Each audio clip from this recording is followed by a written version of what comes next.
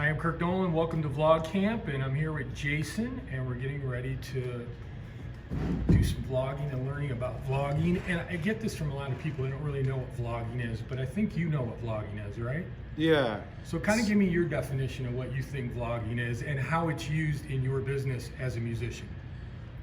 Vlogging is, from what I understand, blogging with video. It's a combination of those two words, and so you're kind of talking about yourself, you're talking about your life, and sharing your experiences as like if you're an artist, you're sharing your experiences. Maybe you're going on tour and you're basically vlogging about what it's like on your day-to-day, or maybe you're in the studio and you're talking about that, or you're just talking about your own process as an artist, and kind of getting a little bit of behind-the-scenes look at what you're doing.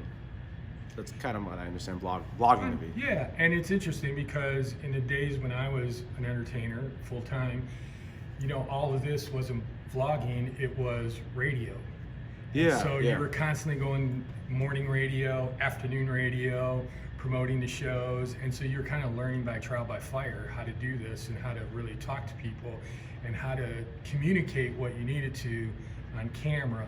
So part of me helping people to learn how to vlog is teaching them first how to get their message across on camera, how to look at the camera so that they're actually talking to the audience. Like right at this moment that we were talking, you were looking at me, which is really good. Yeah. Which is good. But you really want to be talking Looking into at this the- lens at the because camera right there. yeah, you're talking to people on YouTube. You're Yeah. talking to them. And you kind of have to you kind of have to change how you usually talk to people, because usually when I talk to people, I'm looking at their face, but now I'm looking at the camera, so it is different.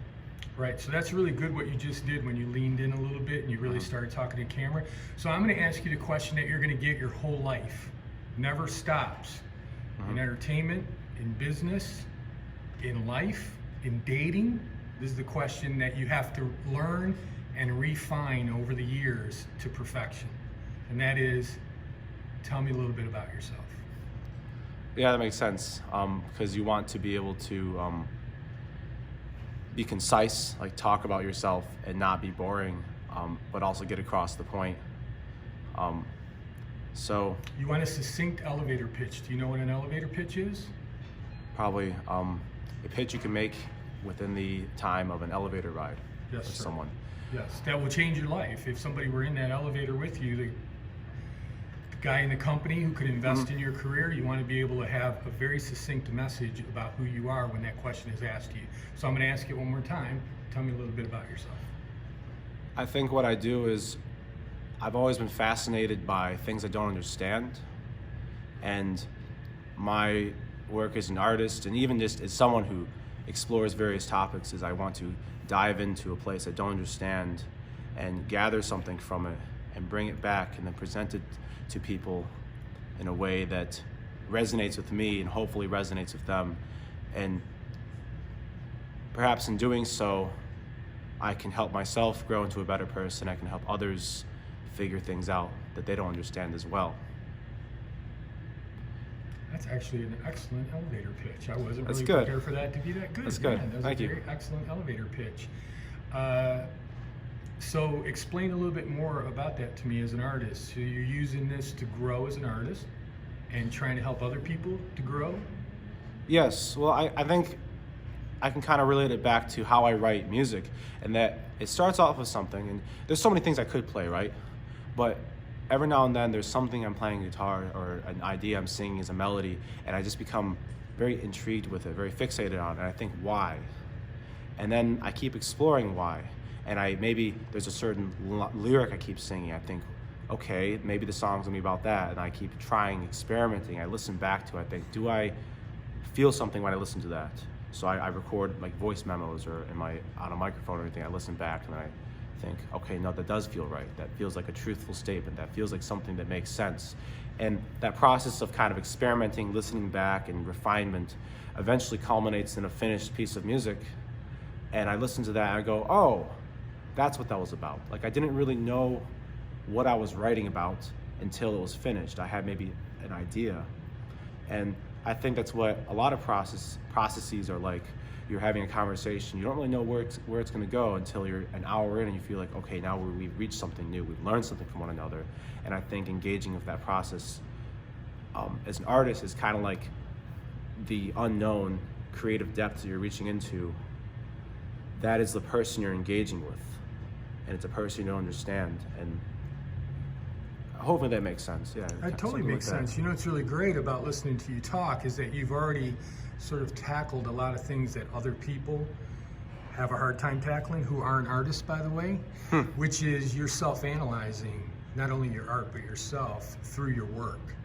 And that's a really good thing. That's why you've given me a very succinct elevator pitch, because you had time to really unpack this for yourself, haven't you? Yeah, I mean, I have a lot of friends and people who've listened to my art, and they ask me questions about it, and I try my best to answer them, and I've even just ruminated with myself about what something means. And even like by the time I finish a piece of music, I'm not just writing lyrics, I'm writing about why I'm writing it. And so I feel like answering this in like an interview context is kind of a natural extension of what I've been doing with friends and family and just talking about it. Well, you're doing a very good job of it. So in social media, one of the things that we really have to focus on, or I have to focus on as a video producer and an editor, is how do we make the message as succinct as possible, because on most platforms you've got a minute, maybe 2 minutes to get that message across, along with your call to actions. So while we're at it right now, because we're at almost the 7-minute mark and we're going to be doing a lot more video, but this is a really great introductory video for your YouTube for people to really get an idea about who you are. So tell people how they can find you on social media. Okay, on social media I have 2 YouTube channels. One of them is just Jason O'Day Music, and you might be able to put that on the bottom or something like that. My last name is spelled O''DEA.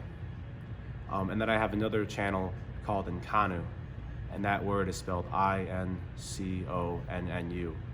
And those are both 2 kind of ideas I have. The first one is just me as a solo artist, and then the second one is kind of more of a conceptual project.